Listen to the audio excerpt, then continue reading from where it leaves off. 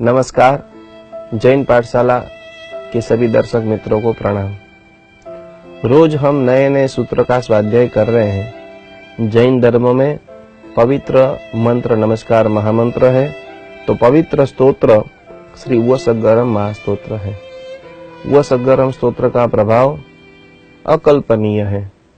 वर्तमान समय में जितने भी आचार्य भगवंत हैं, वो सभी आचार्य भगवंत, सभी प्रभावक पुरुष वसगरम महास्तोत्र की साधना करते हैं। आज हम वसगरम स्तोत्र को जानेंगे। वसगरम स्तोत्र की आराधना प्रतिदिन हमें हमारे जीवन में कैसे करनी चाहिए, वो हम जानेंगे। सबसे पहले तो वसगरम स्तोत्र कब बना, तो पूरी बात कल्पसूत्र में बताई गई है, जिनका हम हर पर्युषण में श्रवण करते हैं कि जैन शासन के ऊपर एक जबरदस्त आपत्ति आई। उसी वक्त पूरा जैन समाज पूज्यपाद गुरुदेव चौदह पूर्वधर भद्रबाहु स्वामी जी भगवान के पास गया और उनको विनंती की कि भाई जैन शासन के ऊपर बहुत बड़ी आफत आ चुकी है। उसी वक्त भद्रबाहु स्वामी जी भगवान ने ये वसगरम महास्तोत्र की रचना की। आज आपको जानकर आश्चर्य होगा, वसगरम स्तोत्र भी बहुत सारे शास्त्र में बताए गए हैं, जिसमें पहले नंबर के अंदर 5 गाथा का वसगरम महास्तोत्र, दूसरे नंबर में 7 गाथा का वसगरम महास्तोत्र, 9 गाथा का वसगरम महास्तोत्र, 13 गाथा का वसगरम स्तोत्र, 17 गाथा का, 21 गाथा का और 27 गाथा का वसगरम अनेक अनेक पुस्तकों में, अनेक अनेक धार्मिक ग्रंथों में देखने को मिलता है। आज आपको जानकर के खुशी होगी, वसगरम स्तोत्र की जो भी साधना करता है उनको 5 ऊ की प्राप्ति होती है, जिसमें सबसे पहले उदय होता है। हर चीज में दिन प्रतिदिन उनकी प्रगति होती है। पहले नंबर में उदय, दूसरे नंबर में उच्च पद की प्राप्ति होती है। आप जो भी बिजनेस कर रहे हो, जो भी कहीं पर आप नौकरी कर रहे हो, यदि आप चाहते हो कि मेरा प्रमोशन हो, मेरा और विकास हो, धर्म में भी आपका विकास करना चाहते हो, श्रावक में से साधु बनना चाहते हो, बहुत सारे लोगों को मन के अंदर भावना है कि मैं जल्दी से जल्दी दीक्षा लूं, उनके लिए अत्यंत प्रभावशाली भी कोई स्तोत्र है तो वो वसगरम स्तोत्र है। तो पहले नंबर में उदय, दूसरे नंबर में उच्च पद की प्राप्ति, तीसरे नंबर के अंदर उपाय मिलते हैं। बहुत सारे लोग राह भटक गए हैं, बहुत सारे लोगों को सारे दरवाजे बंद हो चुके हैं, चारों तरफ से आदि व्याधि उपाधि अनेक प्रकार की संकट की समस्या है। वो सभी लोग वसगरम मंत्र की साधना करें, उनको अवश्य में कोई न कोई एक राह जरूर मिल जाता है। 3 प्रकार की ऊ की बात हमने कर ली। चौथे नंबर के अंदर उत्तमता की वृद्धि होती है। हर अच्छे अच्छे लोगों का आपको परिचय होता है, हर अच्छे अच्छे कार्य करने की भावना होती है और जीवन में हर अच्छे गुणों को उतारने की भावना वसगरम महास्तोत्र की साधना से प्राप्त होती है। और 5वें नंबर का ऊ है, उदारता गुण बढ़ता है। कहीं पर कोई भी अपने बात सुनी, गुरु महाराज ने फरमाया कि यहाँ पर जीवदया का कार्य चल रहा है, यहाँ पर शासन प्रभावना का कार्य चल रहा है, तुरंत मन में से एक भाव आता है कि इसमें कुछ न कुछ मैं अर्पण करूं। तो ये 5 प्रकार के ऊ को देने वाला वसगरम स्तोत्र की साधना हम अवश्य में जरूर करेंगे। वसगरम स्तोत्र में पार्श्वनाथ भगवान का महिमा अपरंपार है। मुख्य यदि कोई बताया जाए तो पार्श्वनाथ भगवान है। तो क्या वसगरम स्तोत्र से 5 ऊ की तो प्राप्ति हो गई। जो मनुष्य पार्श्वनाथ भगवान की आराधना करते हैं उनको 5 प की प्राप्ति होती है, जिसमें पहले नंबर के अंदर पुण्य की वृद्धि होती है। संसार का सारा सुख पुण्य से मिलता है। यदि आपकी जीवन में पुण्य नहीं है, कितनी भी आप मेहनत करो, आपको कुछ भी प्राप्त नहीं होता है। तो सबसे पहले नंबर में पुण्य की प्राप्ति, दूसरे नंबर के अंदर पाप का क्षय होता है। सारी जो पीड़ाएं हैं, सारा कष्ट है, वो सारे कष्ट पाप के कारण आता है। यदि आपने पार्श्वनाथ भगवान का ध्यान किया, पार्श्वनाथ भगवान की आराधना की, पार्श्वनाथ परमात्मा को पुष्प समर्पित किया, आपके धीरे धीरे धीरे धीरे सारे पाप क्षय हो जाते हैं। यदि पार्श्वनाथ भगवान की आप और आराधना करते हो और भक्ति करते हो, तो तीसरे नंबर का गुण है, वो है प्रीति, कि आप सभी को प्रिय बनते हो। सब लोग जानते हैं कि ये व्यक्ति मुझे मिले, मैं इनसे बात करूं, इनके साथ ज्ञान का परामर्श करूं। पूरे परिवार के अंदर ऐसा जबरदस्त वातावरण निर्माण होता है कि सब लोग एक दूसरे के साथ ऐसे मिलजुल करके रहते हैं। तो ये प्रभाव पार्श्वनाथ भगवान की आराधना का है। चौथे नंबर के अंदर मैं आपको बताऊंगा कि पार्श्वनाथ भगवान की आराधना पद्मा को भी देने वाली है। और पार्श्वनाथ भगवान की अधिष्ठायिका देवी का नाम भी पद्मावती देवी है। तो के पद्मा यानी क्या? तो के पार्श्वनाथ भगवान की आराधना अखलूट लक्ष्मी को, पुण्य लक्ष्मी को देने वाली है।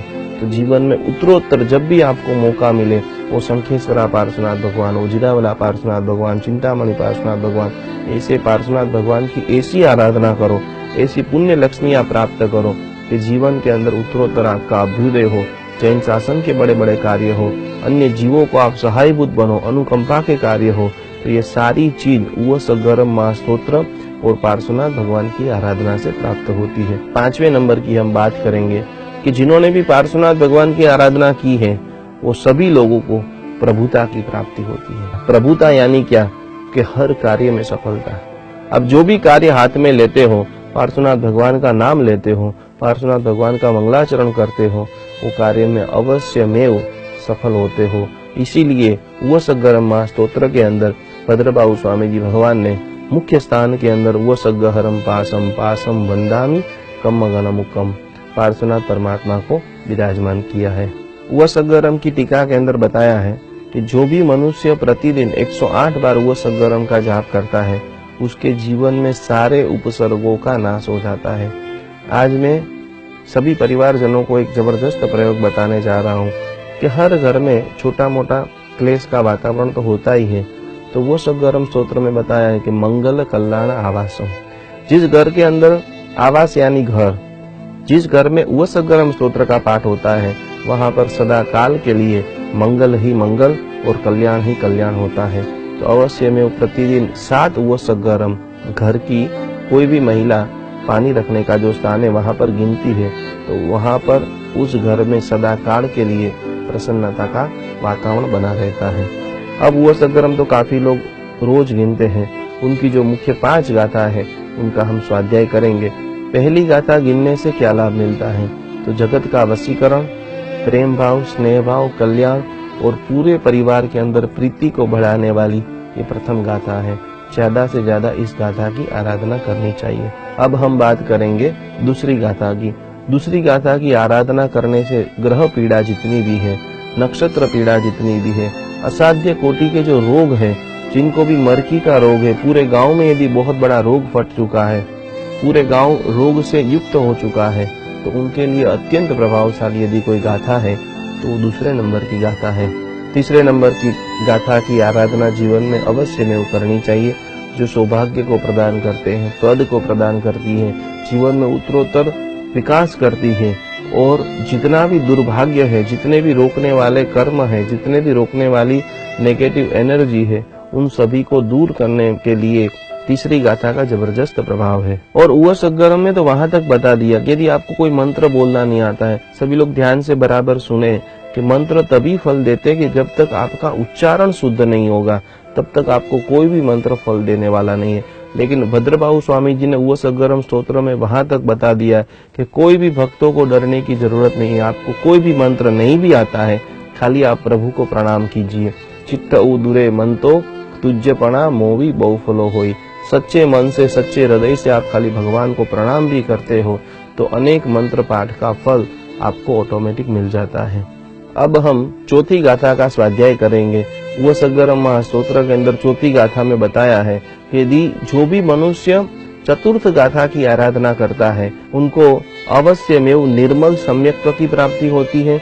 और जैसे जैसे वो साधना करता ही रहे, तो परंपराएं मोक्ष को भी देने वाली ये चतुर्थ गाथा की साधना शास्त्र में बताई गई है। अब हम 5वीं गाथा के स्वाध्याय करेंगे कि जब तक मुझे जन्म लेना पड़े हे पार्श्वनाथ भगवान, तब तक हर जन्म में मुझे आपका शासन मिले और यही शासन की आराधना करते करते भवांतर में मैं मोक्ष पद को प्राप्त करूं। यही मां साधना उवा सगरम स्तोत्र में बताई गई है। उवा सगरम स्तोत्र तो प्रभावशाली है ही, लेकिन उवा सगरम स्तोत्र के अंदर भी एक बीज मंत्र छुपा हुआ है। विषहर कुलिंग मंदम कंठे धारे जोशया मणु। आज मैं आप सभी को पवित्र मंत्र बता रहा हूँ कि जिनकी साधना हजारों गुरु भगवंतों ने की हुई है, हजारों साधकों ने की हुई है। दूसरी गाथा का जो मूल मंत्र आज मैं आप सभी को बता रहा हूँ, ओम ह्रीं श्रीं अर्हं श्रीं नमि उण पास विषहर वसह जीर्ण फुलिंग ह्रीं श्रीं अर्हं नमः। ये मंत्र काफी जगह पे अलग अलग प्रकार से भी देखने को मिलता है, लेकिन उसका जो 18 अक्षरी मंत्र है वो मंत्र चिंतामणि मंत्र समान है। कोई भी प्रकार के आपके जीवन में सर्प दोष है, बहुत सारे लोगों को रात को नींद नहीं आती है, पानी के सपना आते हैं, वो सारे लोगों को सभी प्रकार के सर्प दोषों को भी आपको दूर करना है। विश्व में जितने भी सर्प हैं वो सभी सर्प के अधिष्ठायक देव धर्मेंद्र देव हैं, और धर्मेंद्र देव भी प्रतिदिन पार्श्वनाथ भगवान को नमन करते हैं। तो ये मंत्र की साधना करने से सभी प्रकार के सर्पादि दोष भी, कुंडलिनी के सारे दोष भी दूर होते हैं। संक्षिप्त में मैं आपको वशगरम का परिचय कराऊं तो पहली गाथा जो है वो जगत वशीकरण गाथा है। पूरे विश्व का यदि आपको प्यार चाहिए, पूरे विश्व में आपको मैत्री भावना को बढ़ाना है, तो प्रथम गाथा का आपको अनुष्ठान करना चाहिए। दूसरी गाथा असाध्य रोगों की मुक्ति के लिए है। बहुत सारी बीमारियां आपके जीवन में आ गई है। जो लोग 2 गोली 4 गोली 5 गोली प्रतिदिन लेते हैं, उनको यदि प्रभाव देखना है तो अवश्य में दूसरी गाथा का पाठ कीजिए। असाध्य रोग में रामबाण इलाज, ये दूसरी गाथा का प्रभाव है। अब हम तीसरी गाथा का स्वाध्याय करेंगे। तीसरी गाथा जो है वो संतान प्राप्ति के लिए सर्वश्रेष्ठ है। जिनको भी संतान संबंधी, बहुत सारे लोगों को संतान की तकलीफ रहती है, बहुत सारे लोगों को जन्म के बाद भी बच्चे का मृत्यु हो जाता है, तो ये सभी लोगों के लिए तीसरी गाथा की आराधना सर्वश्रेष्ठ मानी गई है। और जो भी माता बन चुकी है और आप चाहते हो कि मेरा बच्चा धर्म में और आगे बढ़े, मेरा बच्चा मंदिर जाए, उपास रह जाए, साधु संतों का समागम करे, पाठशाला में थोड़ा सा अभ्यास करे, वो सभी माओं के लिए भी यदि आप अपने बच्चे को कुल दीपक बनाना चाहते हो, शासन का रत्न बनाना चाहते हो, तो उन सभी के लिए ये तीसरी गाथा जबरदस्त प्रभावशाली है। चौथी गाथा का हम स्वाध्याय करेंगे कि सभी प्रकार का शरीर में यदि जहर है, सभी प्रकार की अर्थ की आपको उत्पत्ति करना है, आर्थिक आप संपन्न बनना चाहते हो, तो सभी प्रकार की आर्थिक आपके जीवन में कोई भी समस्या है, तो आप चौथी गाथा का स्वाध्याय करोगे तो अवश्य में आपको विशिष्ट कोटि का महालाभ की प्राप्ति होगी। और पांचवी गाथा का हम स्वाध्याय करेंगे, पांचवी गाथा की आराधना करेंगे। यदि आपके जीवन में बहुत सारे शत्रु हो चुके हैं, बहुत सारे आपके विरोधी हो चुके हैं, कोर्ट के अंदर आपका कोई केस चल रहा है, कोर्ट संबंधी आपकी लाइफ में कोई भी तकलीफ है, उन सभी तकलीफों के निवारण हेतु पांचवी गाथा की आराधना, पांचवी गाथा की साधना अत्यंत लाभ को देने वाली है। अब हम 9 गाथा का जो वो सगरम है उनका स्वाध्याय करेंगे, जिसमें 5 गाथा तो दोनों में बराबर है, जिसमें 4 बीज मंत्रों की उपासना बताई गई है। 9 गाथा के वो सगरम में ओम बीज जो है वो परमेष्टि बीज है, ह्रीम बीज है वो माया बीज है, श्रीम बीज है वो लक्ष्मी बीज है, और ऐम बीज है वो ज्ञान प्राप्ति के लिए है।